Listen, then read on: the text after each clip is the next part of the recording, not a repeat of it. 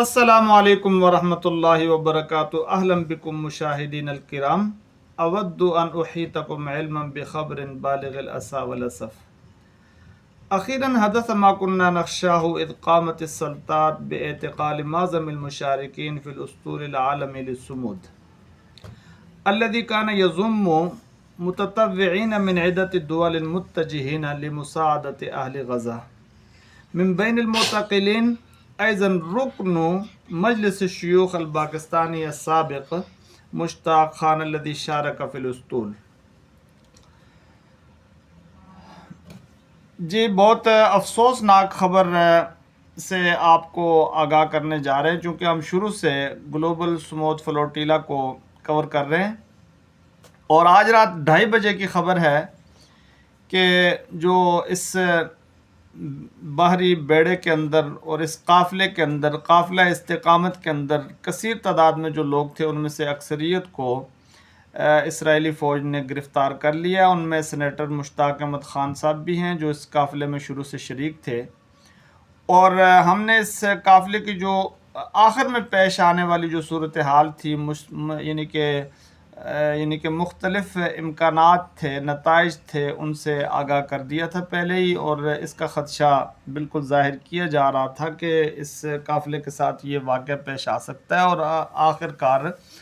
وہی کچھ ہوا، اور سینیٹر مشتاق احمد خان صاحب اور دیگر جو افراد ہیں وہ گرفتار ہو چکے ہیں۔ پاکستان سے جو قافلے کے دیگر شرکاء تھے، ان میں سے جو مشہور ترین شخصیت ہیں پیر سید مظہر سعید شاہ صاحب،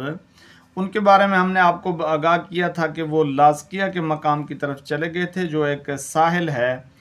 اور جو بندرگاہ ہے شام کی، وہاں سے انہوں نے کوشش کی قافلے کے ساتھ شامل ہونے کی، وہاں سے شامل نہیں ہو سکے، اور پھر وہاں سے انہوں نے دوبارہ سفر کیا بائی ایئر، وہ یعنی کہ یونان کی طرف گئے، اور یونان میں جا کے پھر وہاں سے انہوں نے کوشش کی کہ قافلے میں شریک ہو سکیں، لیکن وہ نہ ہو سکے، اور ان کے ساتھ ڈاکٹر اسامہ صاحب تو پہلے ہی وہاں ان کو لاذقیہ سے ہی چھوڑ چکے تھے، اور وہ بھی پھر وہاں سے واپس ہو چکے ہیں۔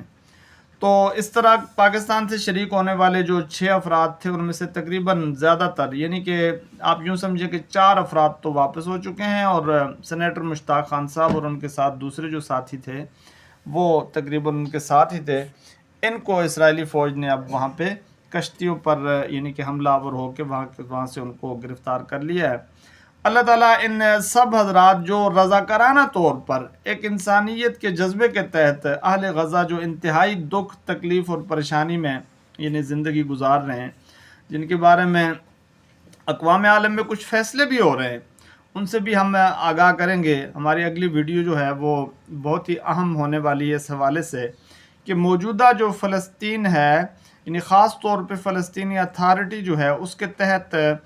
کتنا رقبہ ہے اور کتنا علاقہ ہے، اس کی حدود کیا ہیں، کون کون سے شہر ہیں، اس سے ہم باقاعدہ نقشے میں آپ کو آگاہ کریں گے، اور آگے سینیریو کیا بن رہا ہے اس کے بارے میں بھی آگاہ کریں گے۔ تو بہرحال یہ خبر دینی تھی، افسوسناک خبر، کہ سینیٹر مشتاق خان صاحب اور دیگر جو وہاں اس قافلہ حریت کے اندر یا قافلہ استقامت کے اندر جو لوگ شریک تھے، ان کو اس وقت گرفتار کر لیا ہے، اور اللہ تعالیٰ ان کی بھی مدد فرمائے، اہل غزہ کی مدد فرمائے، دنیا بھر کے جہاں بھی مسلمان یا دیگر لوگ جو بھی کسی مصیبت میں ہیں، دکھ میں ہیں، تکلیف میں ہیں، اللہ تعالیٰ سب کی مدد فرمائے۔